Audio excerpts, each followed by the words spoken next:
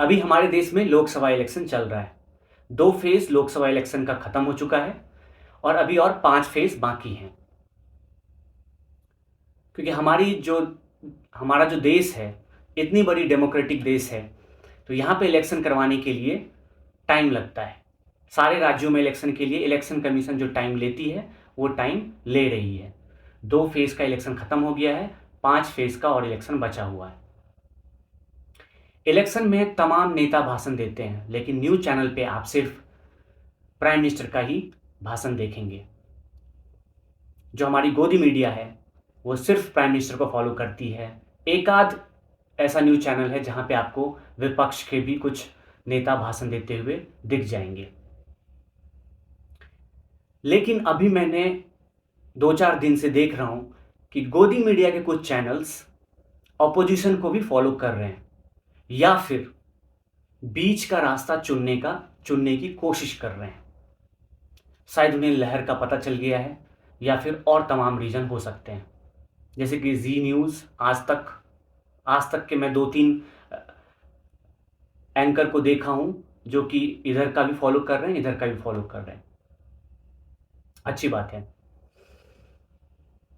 Prime minister के आपने speech तो सुने होंगे कि कैसी वो बात कर रहे हैं, जहां जहां रैलीज में जा रहे हैं, सब कुछ लाइव कवर हो रहा है। कभी भी टीवी चैनल खोलेंगे आपको उनका भाषण दिख जाएगा।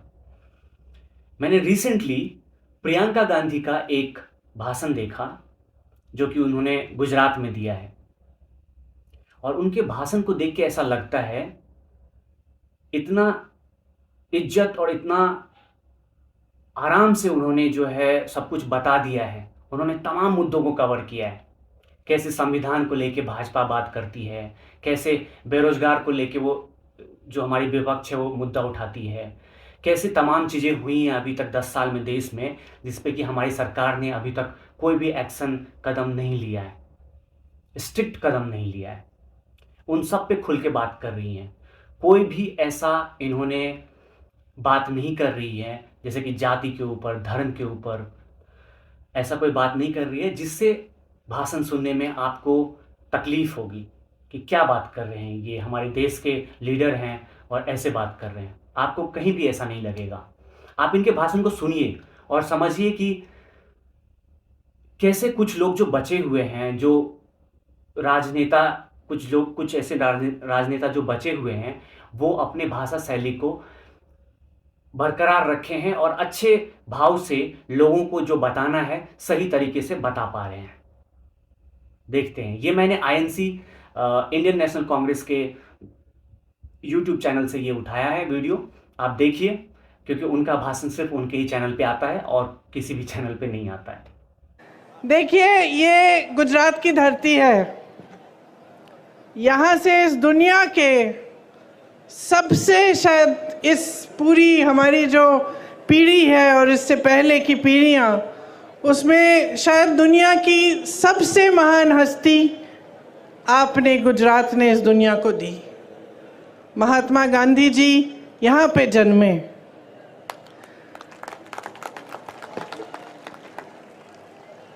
श्री सरदार पटेल जी भी गुजरात के ही पुत्र थे।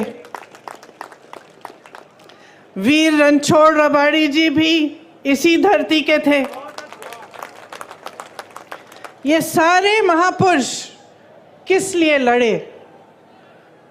ये सारे महापुरुष आपकी आज़ादी के लिए लड़े। ठीक है, ये पुरानी बात है। 70 साल निकल गए, बीत गए। हमारा देश आज़ाद है, स्वतंत्र है। हमारे देश में एक संविधान बना, इसी लड़ाई से उभरा।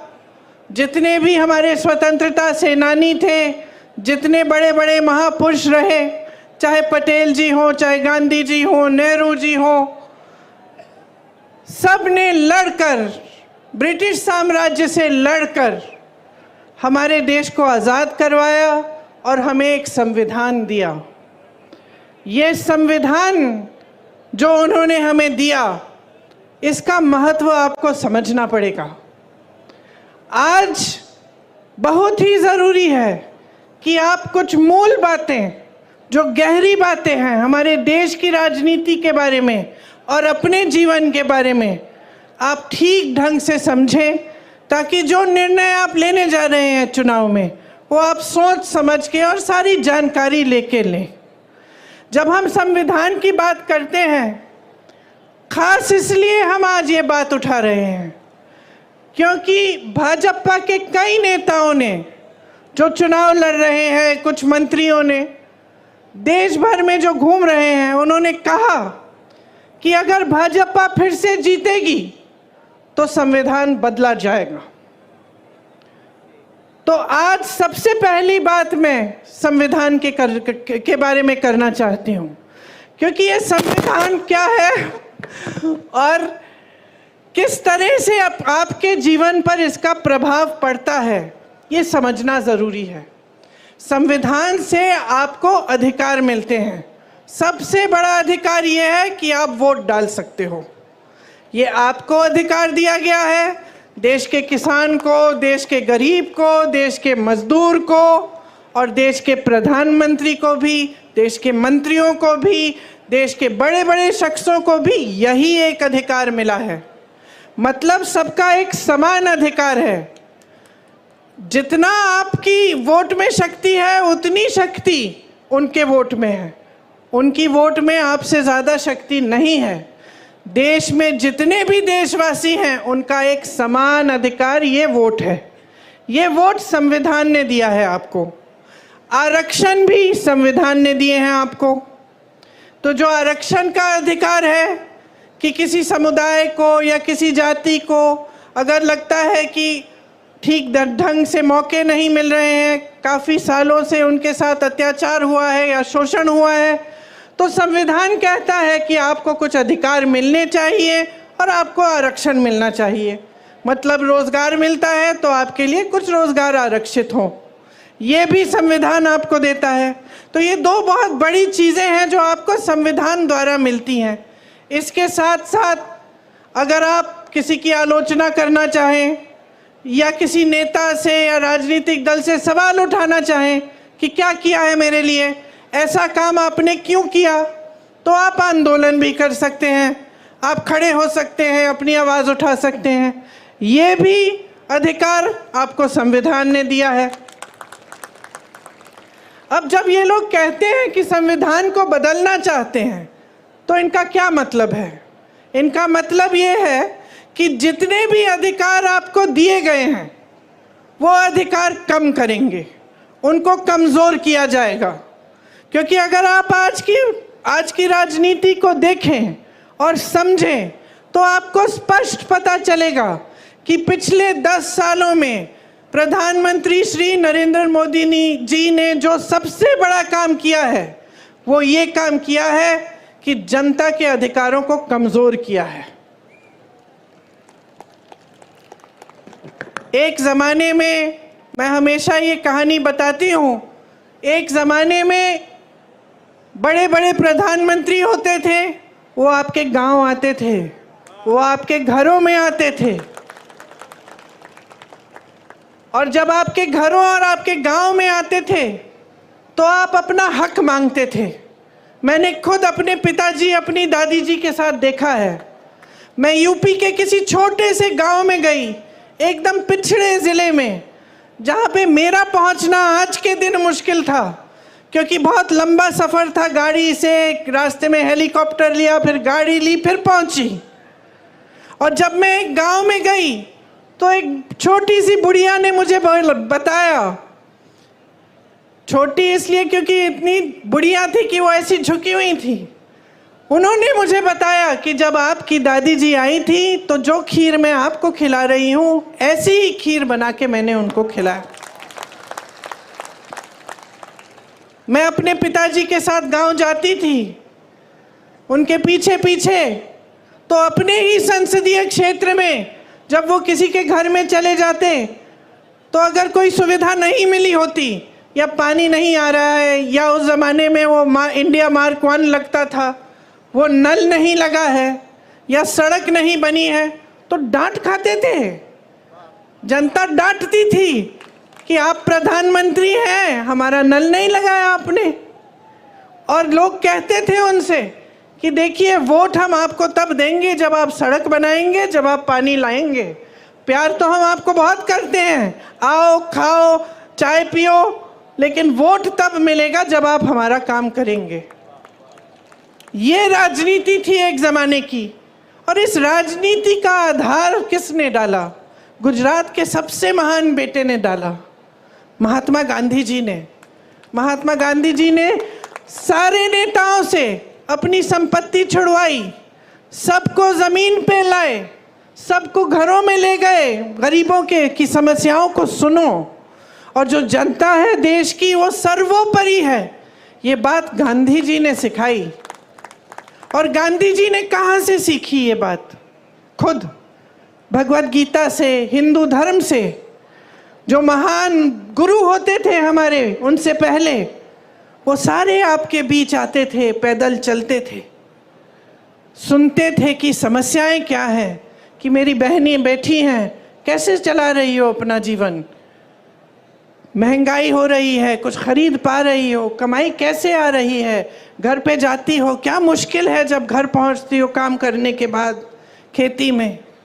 किसानों से पूछते थे, समझते थे, मजदूरों की समस्याएं समझते थे, और उसी आधार पे अपनी नीतियां बनाते थे। तो अगर कोई नीति बनती थी देश में तो उसे इस आधार पे बनती, जैसे अगर मजदूरों के लिए कोई नीति बनती तो मजदूरों से बातचीत करके बनती, किसानों के लिए कोई नीति बनती तो किसानों की समस्याओं को समझ के, उनकी मुश्किलों को देख के बनती। इसीलिए जो हमारी परंपरा है कांग्रेस पार्टी में, जो महात्मा गांधी, जिस परंपरा की नींव महात्मा गांधी जी ने डाली और जिस परंपरा के तहत हमारे सारे प्रधानमंत्रियों ने काम किया, वो परंपरा ये थी कि नीतियां आपके लिए बनी, जो आपकी सुविधा के लिए बनती है, जो आपको आगे बढ़ाने के लिए बनती है, वही नीति सही है। लेकिन बहनों और भाइयों, आज के जो प्रधानमंत्री हैं, ज़रा उनकी कार्यशैली को आप देखिए।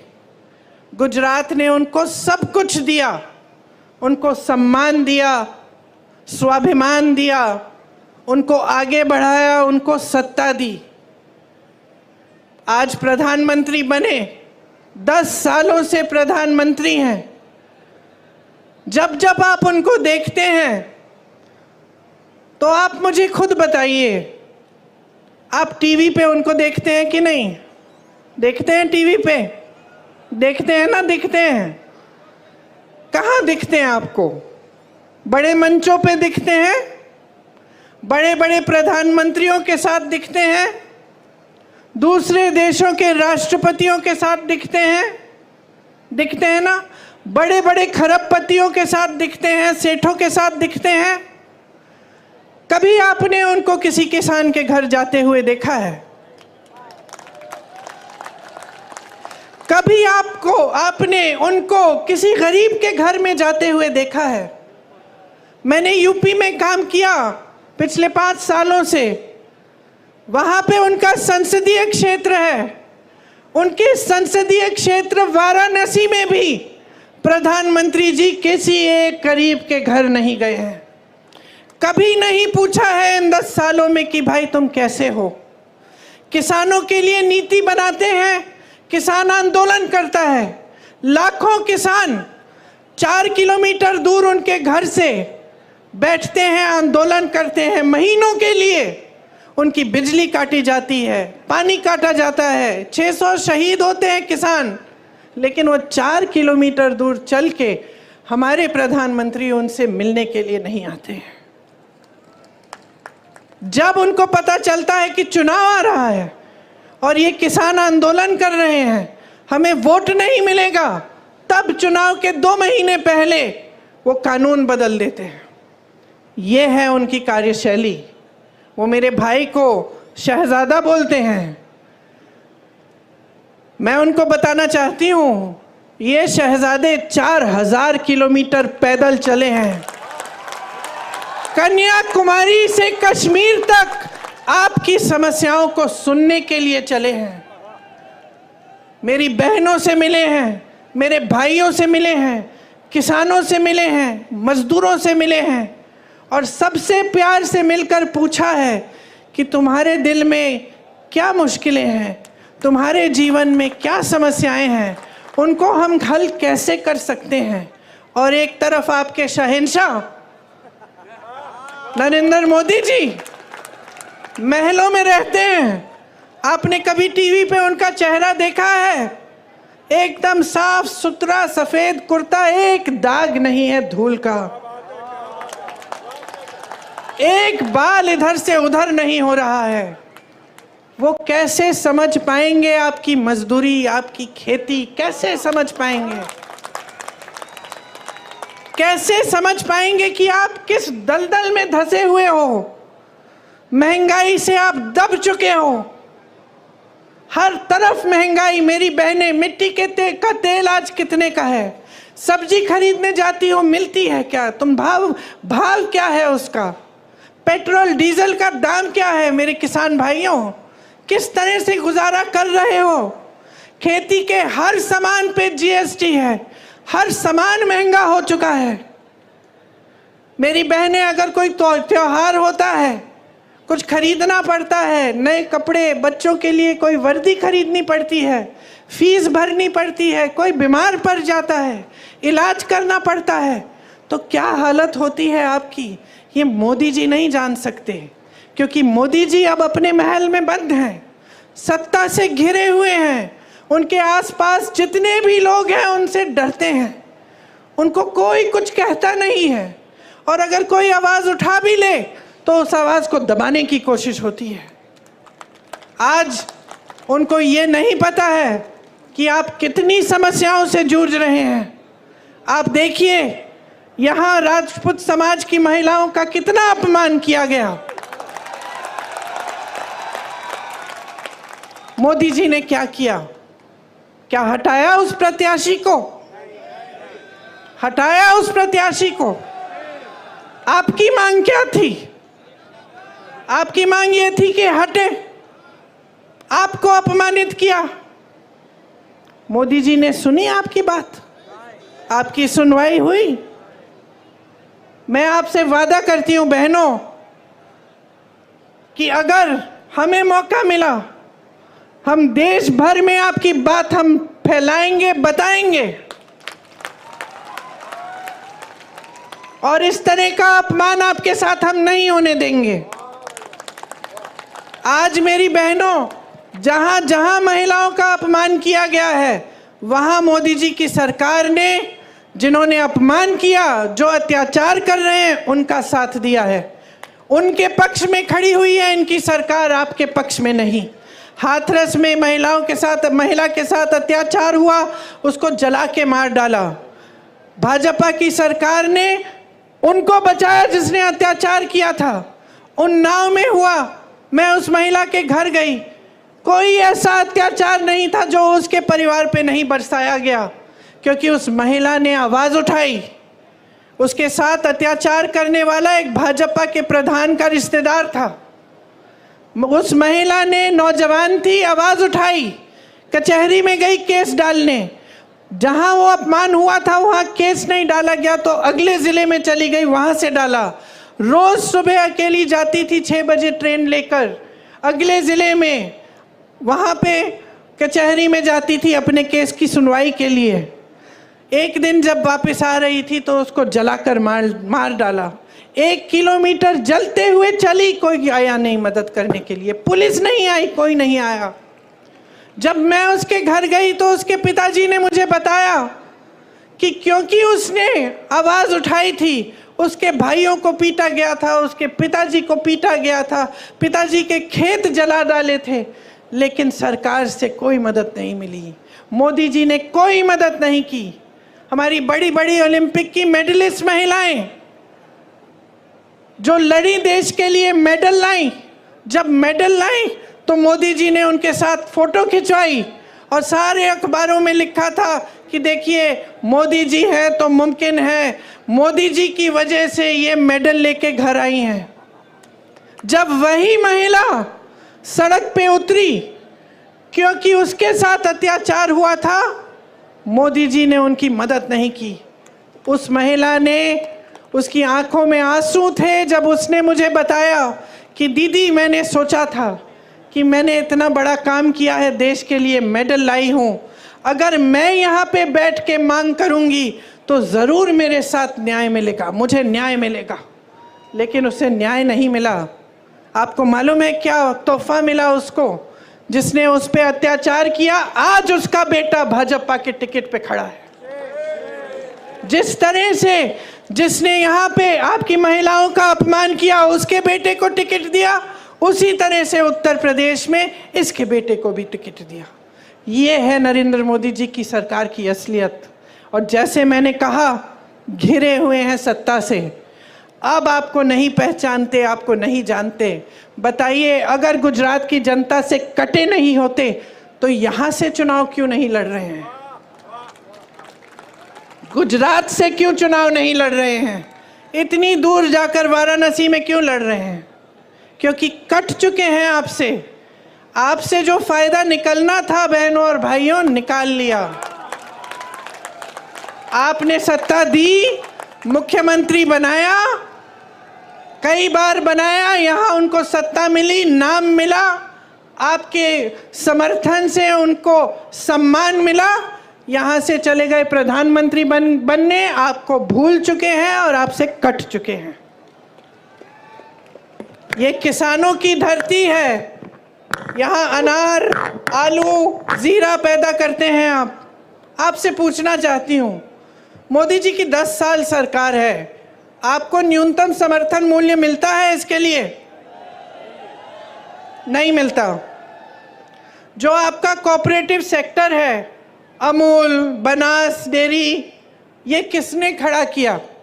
आपको याद है? कांग्रेस के ज़माने में खड़ा हुआ ये सेक्टर। और आज प्रयास क्या है? भाजपा के नेता इसका कब्जा करने की कोशिश कर रहे हैं। ये आपकी संपत्ति है, ये आपके लिए बनाया गया सेक्टर, ताकि आप फूले फले, आप आगे बढ़ें, ताकि यहाँ के किसान आगे बढ़ें। भावनगर में गौचरों की ज़मीन पर भी इनके नेताओं ने कब्जा किया है। ये आपकी ज़मीन है, कोई रोक नहीं रहा है इनके नेताओं को। जहाँ कुछ मिल रहा है वहाँ हाथ मार रहे हैं। समझ लीजिए क्या हो रहा है आपके साथ। कांग्रेस पार्टी ने एक न्याय पत्र निकाला है। इस न्याय पत्र का आधार जो है वो मेरे भाई ने, जो ये 4000 किलोमीटर चले थे, ये उस वही जब आपसे बातें की उन्होंने, आपकी समस्याएं समझी, वही आधार बना इस न्याय पत्र के लिए। मतलब वो समझे कि आपके साथ अन्याय हुआ है, किसानों के साथ, मजदूरों के साथ। तो उन्होंने एक ऐसा घोषणा पत्र निकलवाया हमारी पार्टी से, जिसमें आपके लिए सारी सुविधाएं हैं। और इससे पहले, इस चुनाव से पहले, जहाँ जहाँ प्रदेशों में चुनाव हुआ है, हमने जो घोषणा पत्र में लिखा है वो करके दिखाया है।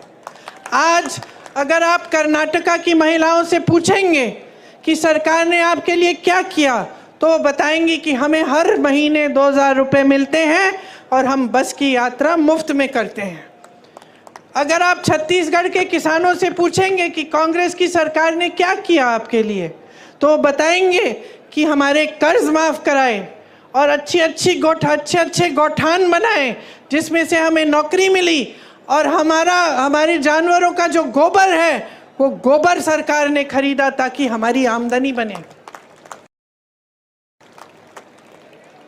इसी तरह से आपके लिए हम कुछ गारंटी लाए हैं, और उसमें किसान भाइयों के लिए आपका जो MSP है, जो न्यूनतम समर्थन मूल्य है, वो एक कानून बनेगा।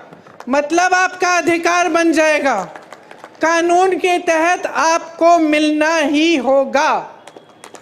ऐसा हो ही नहीं पाएगा कि जो आप यहाँ पे आलू उगाते हैं, जीरा उगाते हैं, उसका न्यूनतम समर्थन मूल्य आपको मिले ना।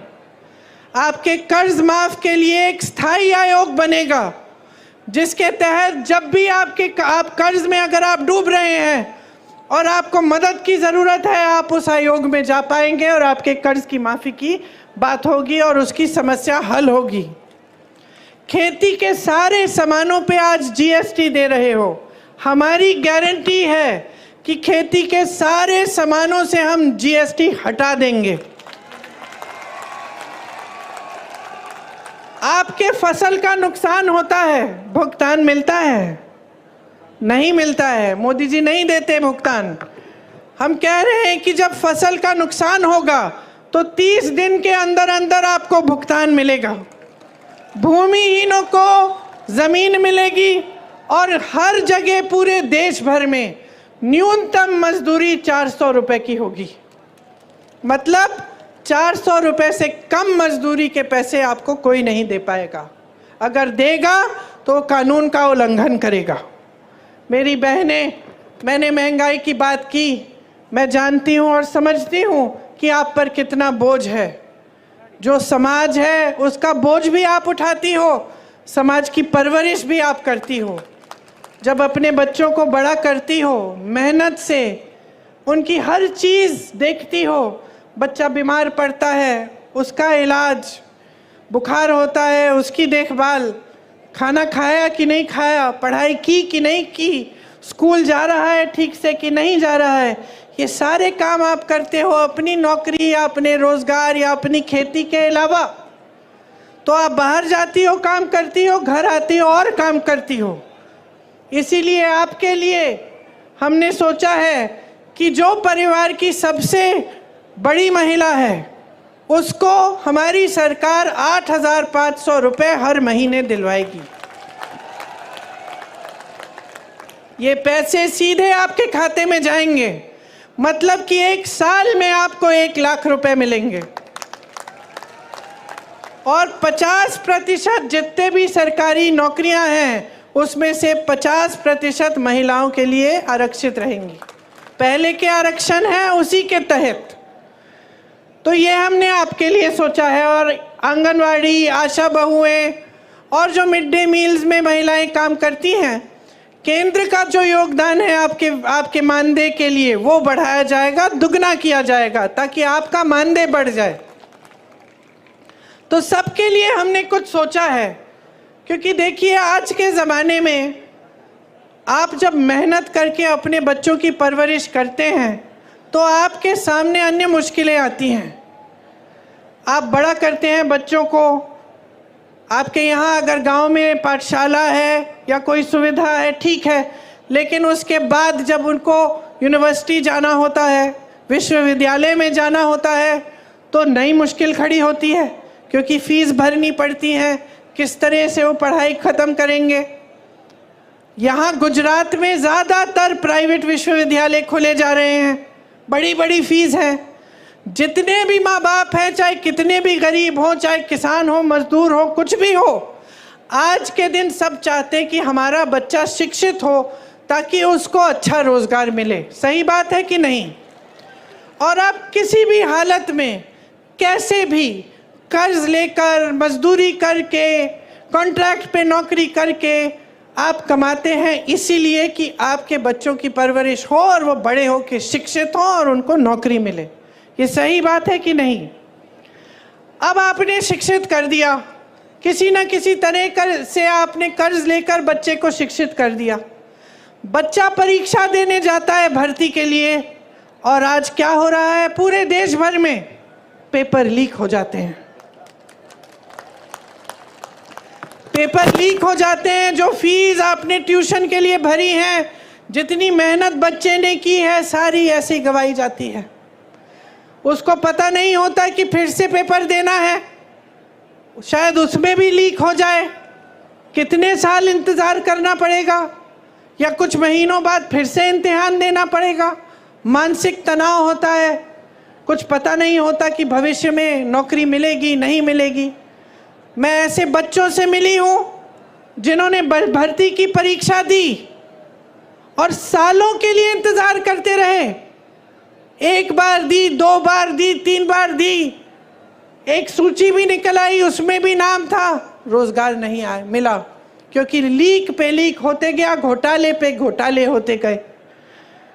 जीपीपीएससी का इधर पेपर लीक हुआ, टैट का टीचर का पेपर लीक हुआ। 10 सालों में जब से इनकी सरकार है 14 से ज़्यादा पेपर लीक हुए हैं। तो अब क्या करें नौजवान? भर्ती का इम्तिहान है, पेपर लीक हो रहा है, रोजगार दे नहीं रही है सरकार। मोदी जी की सरकार में 30 लाख रोजगार के पद खाली पड़े हुए हैं, 30 लाख केंद्र सरकार में। आप नौजवान यहाँ खड़े हो, यहीं पे हजारों खड़े होंगे जिनके पास रोजगार नहीं है। वहाँ 30 लाख पद खाली हैं, वो पद भरे नहीं गए हैं। तो पद खाली हैं, नौजवान खाली हैं, लेकिन आप पद नहीं भर रहे हैं। आपका ध्यान कहीं और है, सरकार का ध्यान रोजगार बनाने में नहीं है। तो ये परिस्थिति है कि जब आपको रोजगार नहीं मिलता तो फिर आउटसोर्सिंग और कॉन्ट्रैक्ट पे ही रोजगार मिलता है, और आप सब वही करते हैं क्योंकि और कोई चारा नहीं है, कोई स्थायी रोजगार नहीं मिल रहा है। अब मैं आपको समझाना चाहती हूँ कि ये स्थायी रोजगार क्यों नहीं मिल रहा है। एक तो हुई खेती की बात। एक ज़माने में खेती में भी रोजगार मिलते थे, लेकिन जब से इतनी महंगाई आई है किसान खुद कमा नहीं पा रहा है। तो जब किसान खुद कमा नहीं पा रहा है तो वो कैसे रोजगार दिलवाएगा अपनी खेती में? तो फिर वो भी कम मजदूर रखता है। वो भी कहता है कि जितना काम मैं खुद निपट सकता हूँ निपट लूँगा। तो खेती से रोजगार कम हो रहा है। बड़े बड़े जितने भी सरकारी कॉरपोरेशन थे, जितनी सरकारी कंपनियां थीं जिससे आपको स्थायी रोजगार मिलते थे, तकरीबन सभी की जो सब्सिडी है, जो सब्सिडरी हैं, उनको इन्होंने अपने खरबपति मित्रों को दे दिया है। आज देश का कोयला, देश की सड़कें, देश का पावर, देश के हवाई अड्डे, देश के बंदरगाह, सब इनके बड़े बड़े खरबपति मित्रों को दे दिए गए हैं। इनको आपकी संपत्ति थी, आपको रोजगार मिलता था, आपको सुविधाएं मिलती थी, अब वो सारी संपत्ति बड़े बड़े खरबपतियों की हो गई है। अगर आपकी समस्याओं को ये सरकार समझती तो वो जानती कि यहाँ से रोजगार मिलता है, नए नए रोजगार बनते हैं। ये संपत्ति अभी खरबपतियों को देने से ये रोजगार बंद हो सकते हैं, आरक्षण बंद हो सकते हैं, क्योंकि प्राइवेट हो गई वो नौकरी, वो रोजगार।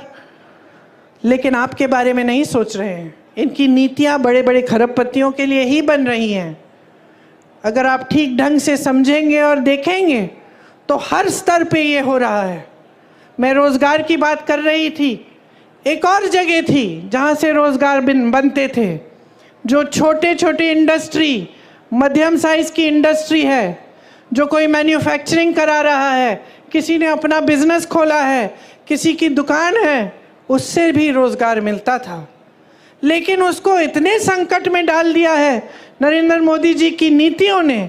नोटबंदी लाए पहले, उससे जितने भी छोटे और मध्यम के वर्ग के बिजनेस थे वो सारे, उनकी कमर टूटी। उसके बाद जीएसटी लाए और मुश्किलों में डाला, तो वहाँ से भी रोजगार बंद हो गए। तो स्थिति ये है आज देश में कि 10 सालों में रोजगार बनाने का काम नहीं किया गया है। इसीलिए आज आप इस परिस्थिति में हैं कि आज देश में 45 सालों में सबसे ज़्यादा बेरोजगारी आज है। आज 70 करोड़ नौजवान हमारे देश में बेरोजगार हैं। और जहाँ जहाँ अच्छी अच्छी स्कीमें थी या अच्छे अच्छे रोजगार थे, जैसे आपने देखा है सेना में था, उसको भी इन्होंने 5 सालों के लिए करके अग्निवीर जैसी स्कीम लाके उसको भी ख़त्म कर दिया। अब कोई जाना नहीं चाहता है, सेना में भर्ती नहीं होना चाहता, क्योंकि कहता है कि 5 साल बाद घर आ जाऊंगा फिर बेरोजगार होऊंगा। तो ये परिस्थिति है। सारी नीतियां बड़े खरबपतियों के लिए बन रही हैं। जो 30 लाख रोजगार जो खाली हैं, जो पद खाली हैं, हम कह रहे हैं हम उन सबको भरेंगे जब हमारी सरकार आई है। ये कांग्रेस पार्टी की गारंटी है। मैं नौजवानों को यहाँ खड़े हुए देख रही हूँ। अगर और जब आप स्नातक पास होंगे तो आपके लिए एक अप्रेंटिसशिप का प्रोग्राम लाएंगे हम। अप्रेंटिसशिप मतलब आपने देखा और सुना होगा कि जो अमीर लोग हैं, इनके बच्चे जब पढ़ाई ख़त्म करते हैं तो स्थायी रोजगार मिलने से पहले उनको एक अप्रेंटिसशिप में डाला जाता है, जिसको इंटर्नशिप कह लीजिए, लेकिन उसमें वो कमाते हैं। तो हम आपके लिए ऐसी अप्रेंटिसशिप लाएंगे जो आज तक गरीब बच्चों के लिए उपलब्ध नहीं थी, जिसमें आप जब स्नातक पास होंगे आपको भी एक अप्रेंटिसशिप के प्रोग्राम में डाला जाएगा और आपको 1 लाख रुपए सालाना आप उससे कमा पाएंगे। आपके लिए 50,000 करोड़ रुपए का एक फंड बनेगा, जिससे अगर आप छोटे कारोबार अपने शुरू करना चाहेंगे आपको लोन मिलेगा और आप वो लोन लेके, आप वो पैसे लेके आप वो कारोबार शुरू कर सकेंगे। ये सिर्फ आपके लिए होगा, इसलिए ब्याज बहुत कम होगा इसका, क्योंकि हमारा प्रयास रहेगा कि हम छोटे और मध्यम बिजनेसों को खूब समर्थन दें ताकि खूब रोजगार बने और आप अपने कारोबार को, अपने बिजनेस को आगे बढ़ा पाएं।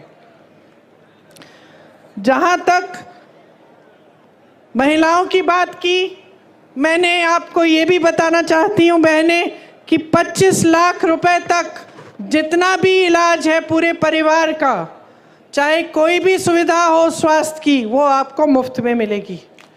ये स्कीम हमने राजस्थान में लागू की और वहाँ इस स्कीम की बहुत चर्चा हुई क्योंकि लोग बहुत खुश थे। लोगों ने हार्ट ऑपरेशन कराए इस स्कीम के तहत बगैर 1 रुपया दिए। तो बहुत अच्छी स्कीम है, हम देश भर में इसे लागू करना चाहते हैं। हम देखिए आपके लिए ऐसा काम करना चाहते हैं ताकि पूरे देश का विकास हो, आपका विकास हो बहनें, किसानों का हो, सबका एक साथ विकास हो। क्योंकि हमारे संविधान में लिखा है कि सबको समान दृष्टि से देखना है और ये जो समानता है ये हमारे संविधान की देन है। आज प्रधानमंत्री जी कहते हैं कि जो इस देश में समानता चाहता है वो संविधान के विरोध है। तो आप सोचिए कि इन्होंने हर चीज को घुमाकर उल्टा कर दिया है। संविधान आपके लिए बना, आप सबको समान अधिकार देने के लिए बना। आज देश के प्रधानमंत्री खुद आपके सामने खड़े होकर कहते हैं कि जो समानता के लिए लड़ रहा है वो संविधान का विरोध कर रहा है। तो आप सोचिए कैसी कैसी गलत बातें आपको बताई जाती हैं और काम इनके कैसे हैं। आपको जल, जंगल और ज़मीन पे अधिकार दिए गए थे, संविधान ने दिए, कांग्रेस की सरकारों ने दिए। उन सब अधिकारों को कमज़ोर करने का काम इन्होंने किया है। पहले SC, ST, OBC और रिटायर्ड फौजियों को ज़मीन के पट्टे मिलते थे। आज मैं आपसे पूछना चाहती हूँ, भाजपा की सरकार रही है 10 सालों से, आपको क्या पट्टे मिलते हैं? जैसे मैंने आपको कहा, तमाम सरकारी कंपनियों को प्राइवेट बनाने का काम किया है। इससे आरक्षण खत्म होते हैं, फिर से आपके अधिकार कमज़ोर होते हैं। सरकारी विश्वविद्यालयों में आपको अच्छी शिक्षा मिलती थी कम फीस में। जब प्राइवेट इतने सारे बनाते हैं और सरकारी विश्वविद्यालयों को कमज़ोर करते हैं तो भी ये काम करते हैं कि आरक्षण भी कम होंगे और फीस भी ज़्यादा होगी। तो आप देखिए ऊपर के जितने भी पद हैं, जो बड़े बड़े पद हैं, उसमें लैटरल एंट्री से ये पद दे रहे हैं, बाकी सब खाली रख रहे हैं। और जो नीचे के पद हैं, जो भर्ती के पद हैं, उसको खाली रख रहे हैं। तो ये सारे काम जो कर रहे हैं ना, ये इनकी एक नीति है। और ये नीति जो है, ये सबसे बड़ी इनकी नीति जो है कि सब कुछ बड़े बड़े खरबपतियों की सफलता और उनके आगे बढ़ने के लिए हो, और जो देश का गरीब है उसको 5 किलो का राशन पकड़ाओ और उसको बड़ी बड़ी बातें बताओ, मंच पे खड़े होकर बड़े बड़े इवेंट दिखाओ और उसी में निपट लो बस। उसके आगे कोई रोजगार देने की बात नहीं, विकास करने की बात नहीं, नए पाठशाला बनाने की बात नहीं, नए विश्वविद्यालय बनाने की बात नहीं, अस्पताल बनाने की बात नहीं। कहते हैं कि कांग्रेस ने 70 सालों में क्या किया। मैं इनसे पूछना चाहती हूँ, 10 सालों में आपने क्या किया? हमने IIM बनाए, IIT बनाए, एम्स बनाए, HAL बनाया, BHEL बनाया। आप नाम लीजिए, कांग्रेस ने बनवाया। भाखड़ा नंगल डैम बनवाया, आपका अमूल बनाया। इन्होंने क्या बनाया? इन्होंने क्या बनाया? फूट फैलाई लोगों के बीच में, नफरत का बीज बो दिया, क्योंकि उस नफरत के बीज से उन्हीं की सत्ता बढ़ेगी। आपसे जब जब आते हैं चुनाव के समय आपसे बात करने के लिए, तो क्या बातें करते हैं? आए थे अभी 2-3 दिन पहले, मैंने सुना उनका भाषण। चुनाव है हिंदुस्तान में, बात हो रही है पाकिस्तान की।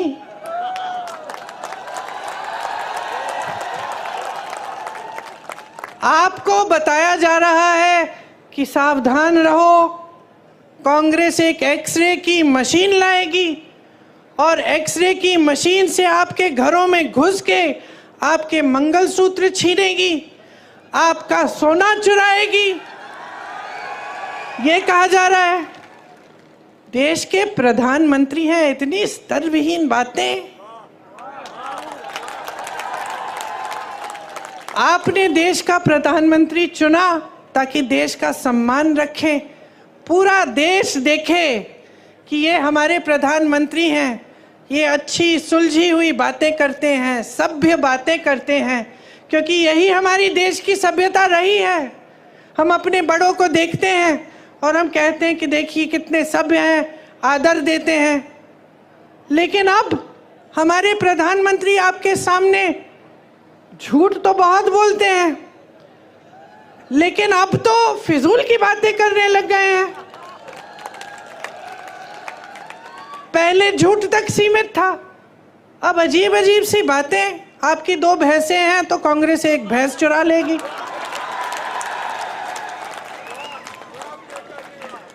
पचपन सालों से कांग्रेस की सरकार रही है इस देश में। जरा बताइए किसकी भैंस चुराई हमने? किसी की गहने चुराए? किसी के मंगलसूत्र पे आंच आने दी? और आज हम आपके घरों में एक्सरे की मशीन, सबसे पहले तो ये बताएं कि कैसी है भाई ये एक्सरे की मशीन जो मंगलसूत्र निकाल के ढूंढती है? मैं भी देखना चाहती हूँ, कुछ ऐसा है भी इस दुनिया में? और अब हम आकर आपके घरों के अंदर चोरों की तरह आपके भैंस चुराएंगे, आपका सोना चुराएंगे। क्यों? क्योंकि उनका वो पुराना जो रट है वो चल नहीं रहा है। क्योंकि आज इस देश की जनता जाग रही है, क्योंकि आज इस देश की जनता कह रही है कि मेरे मंच पे आओगे तो मेरी काम की बात करो। आज इस देश की जनता कह रही है मुझे इस चुनाव को हिंदू मुसलमान पे नहीं लड़ना है, मुझे इस चुनाव को बिजली, पानी, रोजगार, महंगाई पे लड़ना है। आज इस देश की जनता कह रही है कि बहुत हो गया मोदी जी, बहुत हो गया, बहुत देख लिया आपकी नौटंकी, बहुत सुन लिया आपके भाषण, लेकिन आपके भाषणों में एक लफ्ज हमारे लिए नहीं रहा। आज देश की जनता कह रही है कि मोदी जी हमें बताइए, 10 साल से हमने आपको पूरी सत्ता दी, उस सत्ता का क्या किया आपने? क्या आपने हमारे जीवन में आप तरक्की लाए कि नहीं लाए? और जनता को दिखने लगा है कि 10 साल बीत गए, बहुत बड़ी बड़ी बातें, क्या था वो, सबका साथ सबका विकास, ऐसी बात। किसका विकास हुआ? बैठे हो ना, विकास हुआ है आपका विकास हुआ है बहने। तो बस हवा में बड़ी बड़ी बातें हुई हैं और आपने शानदार इवेंट, ये तो मैं बोलती हूँ, बड़े शानदार इवेंट बनाए इन्होंने। हर 2-2 महीने एक शानदार इवेंट। सिर्फ मोदी जी दिख रहे हैं और कुछ दिख नहीं रहा है, वही सफ़ेद कुर्ता, कोई धूल नहीं, कुछ नहीं, सब दूर हैं उनसे, अकेले चल रहे हैं। अब अकेले ही हो गए हैं। अब ये जनता जो है ना, उनका अकेलापन देख रही है और उनके अकेलेपन का हर रोज प्रमाण देख रही है ये जो बातें होती है ना कि आपकी भैंस चुरा लेगी कांग्रेस, ये उसी का प्रमाण है। कोई सच्चाई नहीं बता रहा है, अकेले बैठे हैं, सलाहकार भी झूठ बोल रहे हैं, सलाहकार भी सही बात नहीं बता रहे हैं। अजीब सी परिस्थिति बन गई है बहनों और भाइयों आज हमारे देश में। इसको पहचानो।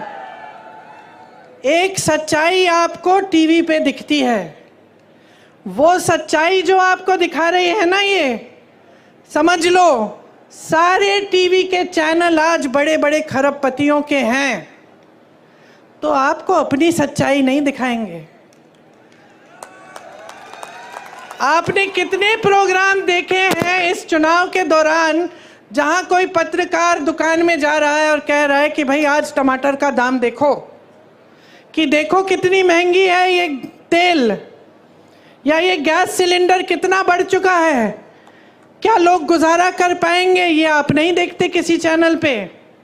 किसी चैनल पे आप ये नहीं देखेंगे कि 70 करोड़ लोग इस देश में बेरोजगार हैं मोदी जी के राज में। ये बात, इस पे कोई रिपोर्ट नहीं देखेंगे। आप देखेंगे कि मोदी जी कौन से कपड़े पहनते हैं, मोदी जी किस प्रधानमंत्री से मिल रहे हैं, किस तरीके के आम खाते हैं, ये देखेंगे आप। क्योंकि आज मीडिया भी झुक गई है, सारे चैनल भी झुक गए हैं। पत्रकार एक समय में सवाल उठाता था, मुझे याद है मेरे पिताजी के समय में एक अखबार रोज 10 सवाल छापता था, प्रधानमंत्री से सवाल है ये, आपको याद होगा कैसे आक्रमण होती थी मीडिया। कोई घबराता नहीं था, नेता कहता था ठीक है सवाल पूछो जवाब देंगे। आज तो नेता इतने घबरा गए हैं ये कि जब इनका चुनाव आ रहा है तो इनके सामने जो प्रत्याशी खड़े हैं उनको घूस देके उनको बिठा रहे हैं।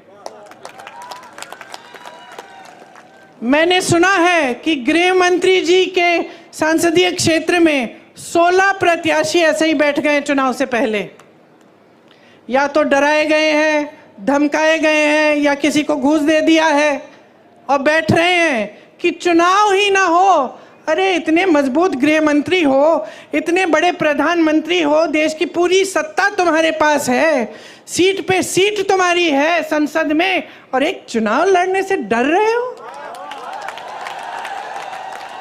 किस बात का डर है? खड़ा करिए 100 प्रत्याशियों को, हराइए उनको। यही तो चुनाव होता है, यही तो लोकतंत्र होता है। मंच पे खड़े होकर लोगों को झूठ बोलना नहीं होता है, मंच पे खड़े होकर लोगों को गुमराह करना या लोगों के जज्बातों को उभारना ताकि तुम्हें वोट मिल जाए, तुम सत्ता में रहो, तुम्हारे बच्चे फूले फलें और जनता खाई में रहे, ये लोकतंत्र नहीं है। तो मैं यहाँ किस लिए आई हूँ? मैं यहाँ इसलिए आई हूँ कि आपको मैं बताऊं कि आप इन नेताओं को जवाबदेही बनाओ, वो पुरानी परंपरा वापस लाओ, वो पुरानी परंपरा वापस लाओ सरदार पटेल जी की, महात्मा गांधी जी की, जिसमें नेता जनता को पूजता है, जनता को भगवान मानता है, जनता को डराता धमकाता नहीं है, जनता को खाई में नहीं छोड़ता, जनता के आंसू पोंछता है, उसकी नई नई समस्याएं पैदा नहीं करता ताकि और आंसू बहाए। समझ लीजिए, जो संविधान ने आपको दिया है, जो वोट का अधिकार है, वो एक बहुत बड़ा औजार है आपका, हल्के में मत लीजिए इस औजार को। आज भाजपा ने एक और काम किया है, बड़ा काम, अपनी पार्टी को सबसे धनवान पार्टी बनाया है पूरी दुनिया में। आज पूरी दुनिया में सबसे पैसे वाली पार्टी कौन सी है? एक रिपोर्ट आई है, मुझे मालूम नहीं कि कितनी सही है, लेकिन लगभग मुझे लगता है कि सही होगी। 60,000 करोड़ रुपए इन्होंने खर्चे हैं। किस पे?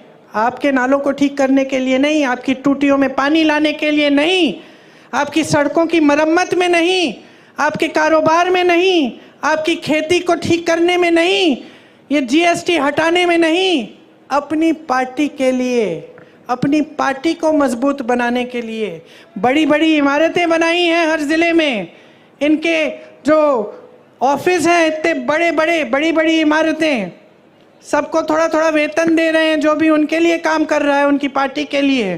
कोई मुफ्त में नहीं करता। यहाँ हमारे बेचारे सेवा दल के जो कार्यकर्ता हैं और जो कांग्रेस के कार्यकर्ता हैं,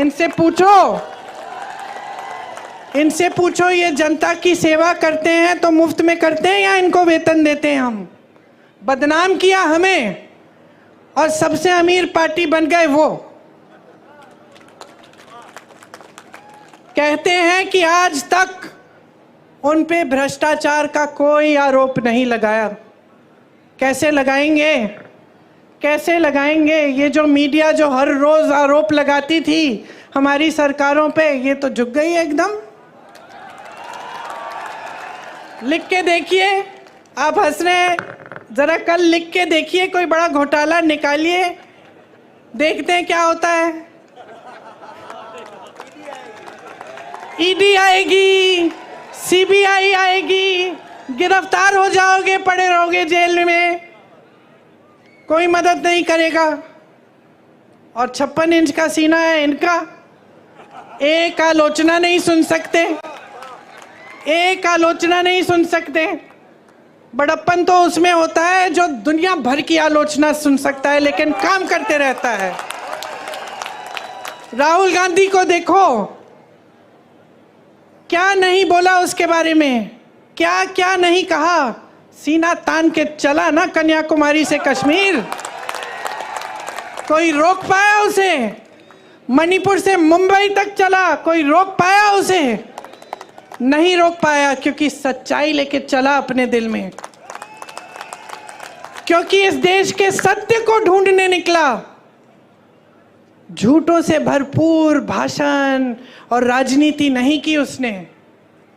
आज ये कहते हैं कि किसी ने आरोप नहीं लगाया, लो मैं लगा देती हूं आरोप।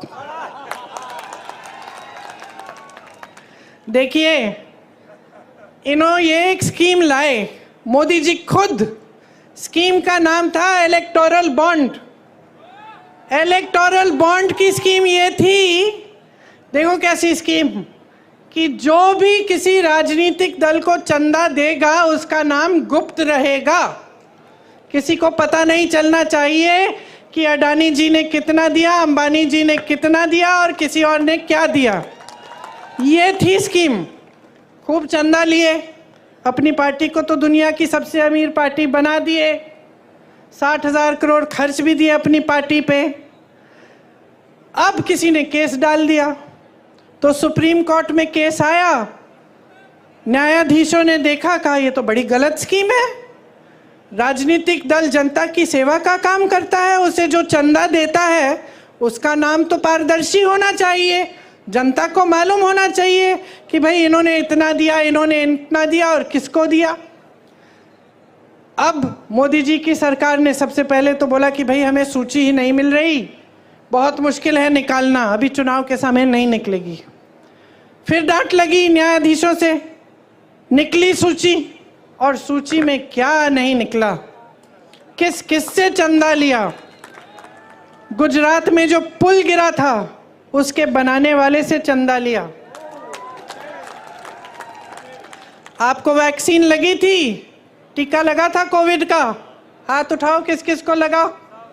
मुझे भी लगा, 2-2 बार सबने लिया, सर्टिफिकेट मिली ऐसी।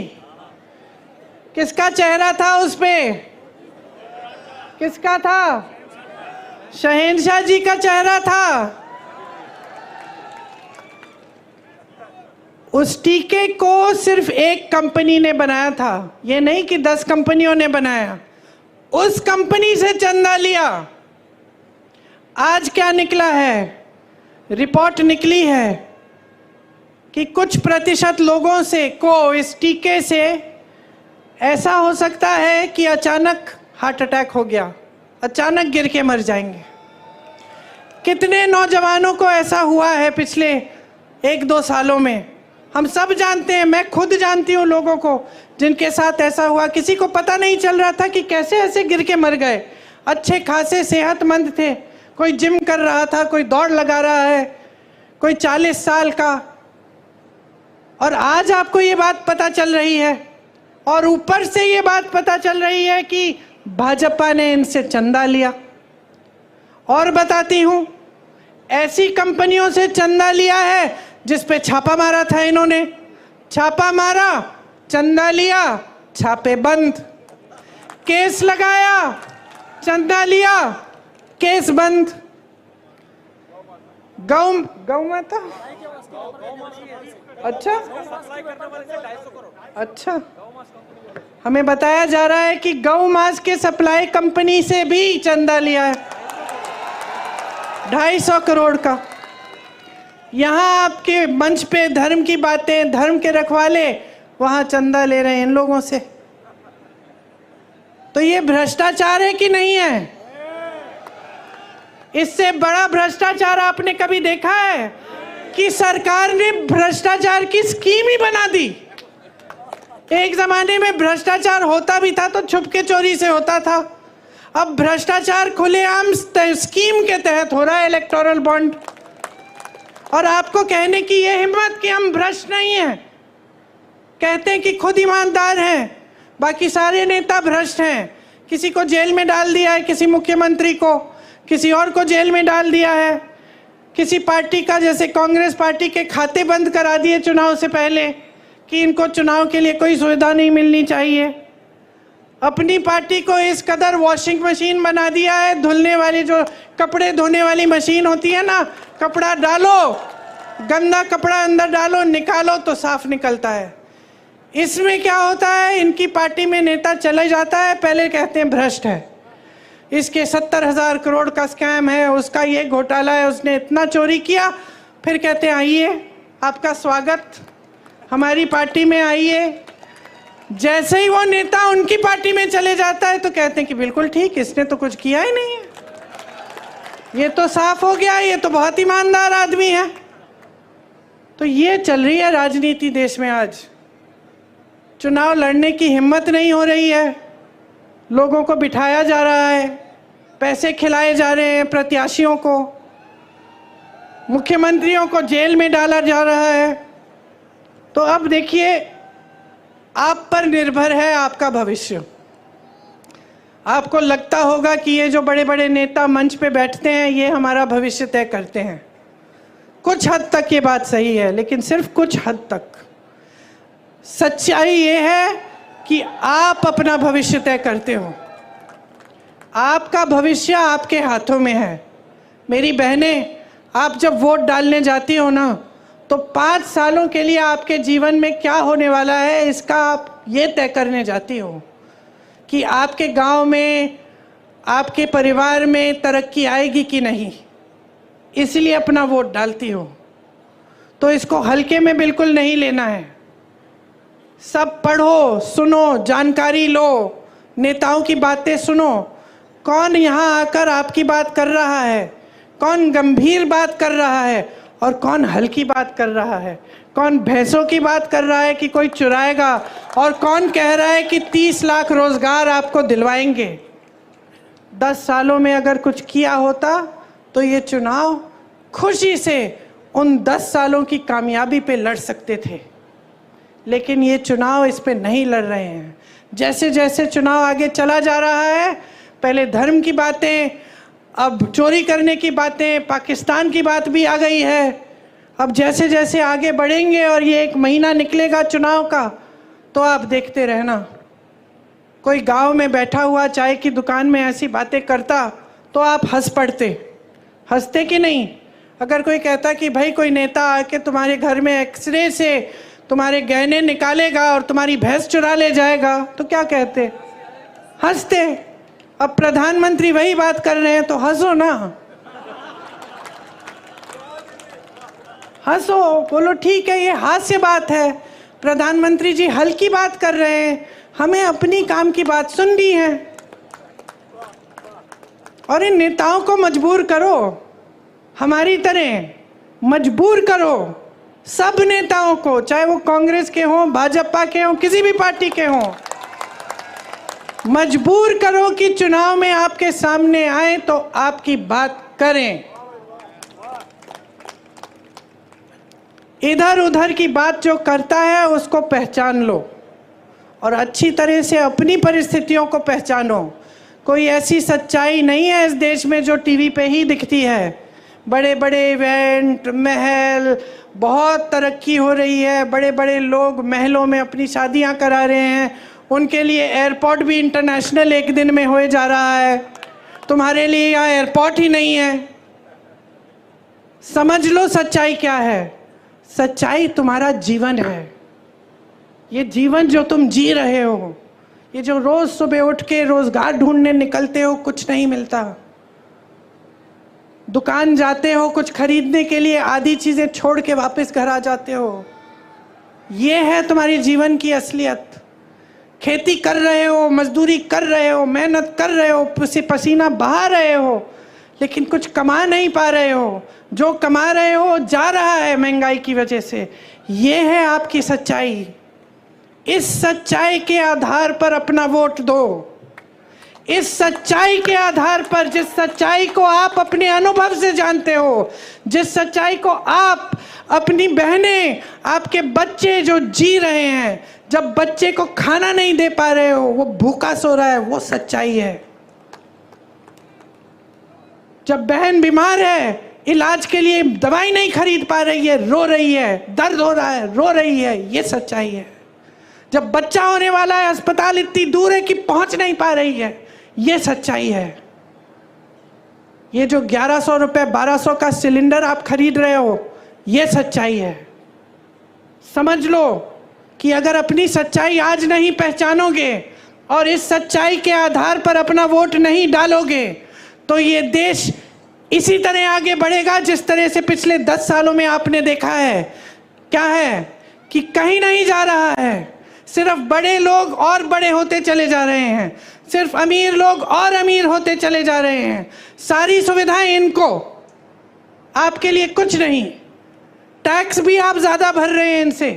आपका टैक्स बढ़ाया जाता है, जीएसटी लगाया जाता है, उनका टैक्स बढ़ाया नहीं जाता है। 16 लाख करोड़ रुपए उनके कर्ज माफ होते हैं। किसके बैंक से? मोदी जी का बैंक है घर में, मोदी जी का बैंक है, आपका बैंक है।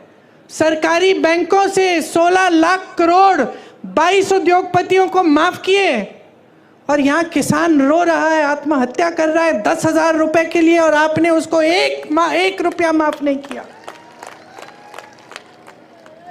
मैं एक किसान के घर गई उत्तर प्रदेश में, ललितपुर में।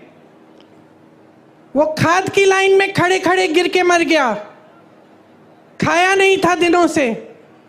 सोचा कि चलो खाद मिल जाएगी, कुछ हो जाएगा काम।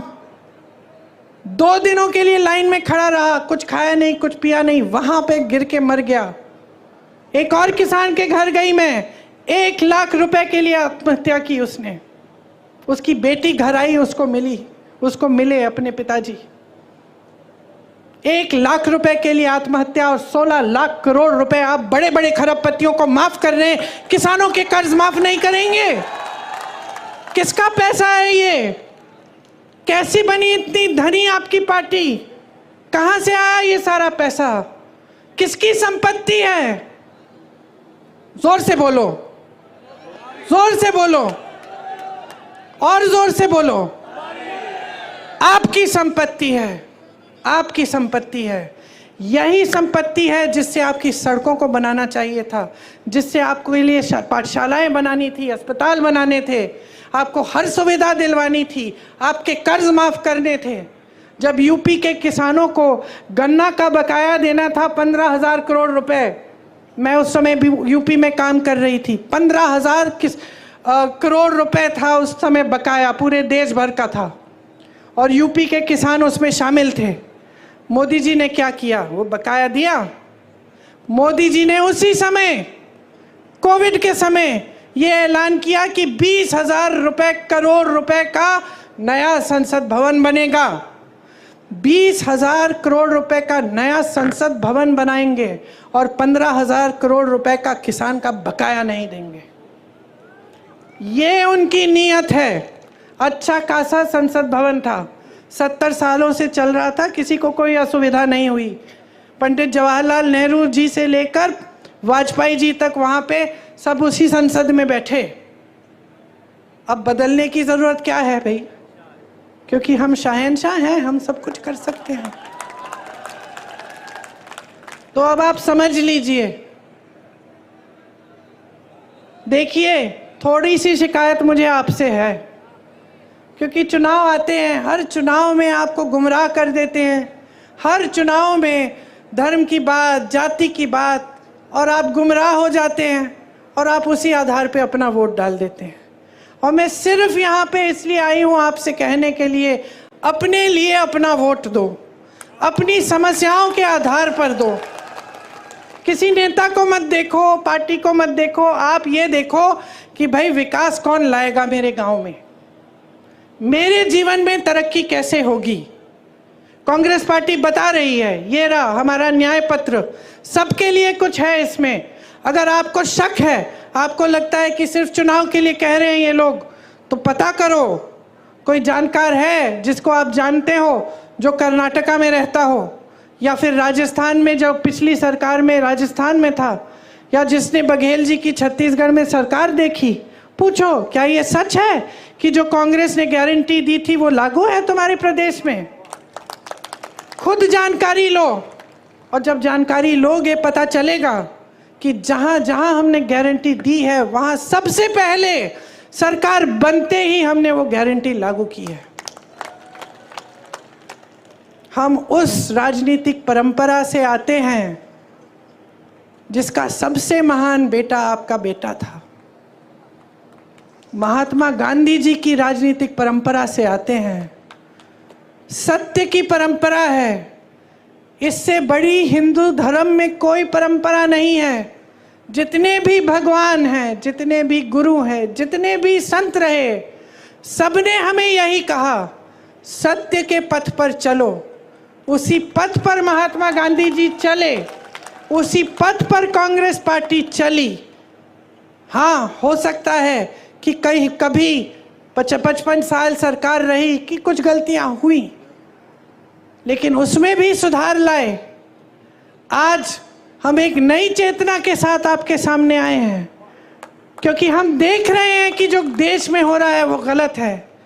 हम चाहते हैं कि वो पुरानी परंपरा, हमारी सत्य की परंपरा, सेवा की परंपरा, आपके प्रति हर नेता को समर्पित करने की परंपरा आज फिर से देश में लागू हो। तो मैं बहुत लंबी बातें कर चुकी हूँ। आशा है आप, मैं जानती हूँ आपने बहुत ध्यान से सुना, लेकिन आशा है कि जिस दिन आप वोट डालने जाएंगे, कहाँ है मेरी बहन, आइए,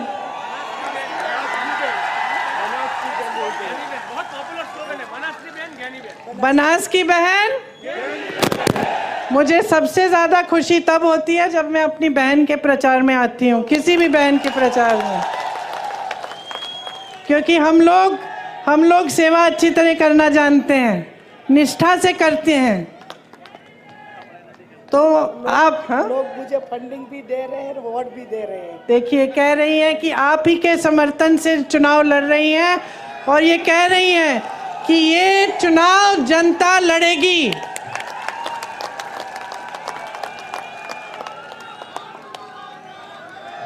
मैं भी इन्हीं के साथ हूं। आप इनको भारी से भारी बहुमत से जिताइए, ताकि आपकी सेवा पूरी हो और आपकी सेवा अच्छी तरह हो। आपको बहुत बहुत धन्यवाद। बहुत धूप है, आपने बहुत ध्यान से, चुपचाप से मेरी बातें सुनी। आशा है, जैसे मैं कह रही थी, कि जिस दिन आप पोलिंग पे जाएंगे 2 मिनट लेकर मेरी बातों को याद करो कि मैंने सही कहा कि नहीं, कि मैं आपकी भलाई की बात कर रही हूँ कि नहीं, और अब मेरी बातों के आधार पर और अपने अनुभव के आधार पर अपना वोट दो। मेरी बहन को खूब भारी बहुमत से जिताओ। जय हिंद। चलिए, आपने भाषण सुना। अगर आपको कोई कमेंट करना है या आप चाहते हैं मैं किसी और चीज़ पे वीडियो बनाऊं, तो ज़रूर आप हमें कमेंट करके नीचे बताइए। तब तक के लिए नमस्कार।